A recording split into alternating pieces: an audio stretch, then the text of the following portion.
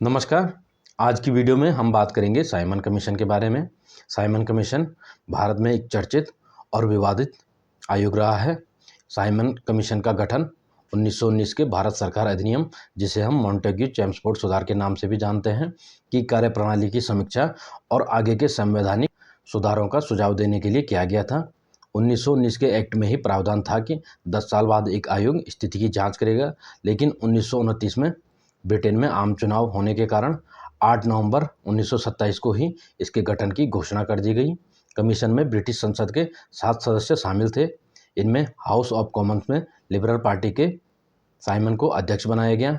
सदस्य यूरोपीय थे। इसमें सभी सदस्य यूरोपीय थे।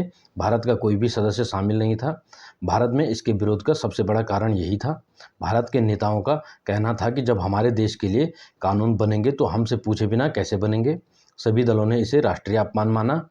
1927 के कांग्रेस के मद्रास अधिवेशन में इस कमीशन के खिलाफ यह निर्णय लिया गया कि प्रत्येक स्थिति में प्रत्येक स्थान पर तथा प्रत्येक प्रकार से साइमन कमीशन का बहिष्कार किया जाएगा। 3 फरवरी 1928 को साइमन कमीशन भारत पहुंचा। इस दिन देशव्यापी हड़ताल आयोजित की गई और सब जगह एक ही नारा गूंजा, साइमन गो बैक। साइमन जब लाहौर पहुंचा तो लाला लाजपत राय के नेतृत्व में विरोध प्रदर्शन हुआ, जिसमें पुलिस द्वारा हुए लाठीचार्ज में लाला लाजपत राय को चोटें आई और दिसंबर 1928 को उनकी मृत्यु हो गई। लखनऊ में पंडित गोविंद बल्लभ पंत और जवाहरलाल नेहरू के नेतृत्व में विरोध प्रदर्शन किए गए।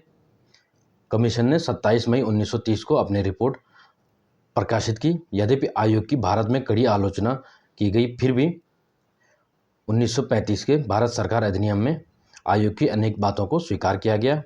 सर शिवस्वामी अय्यर ने इसे रद्दी की टोकरी में फेंकने लायक बताया है। धन्यवाद।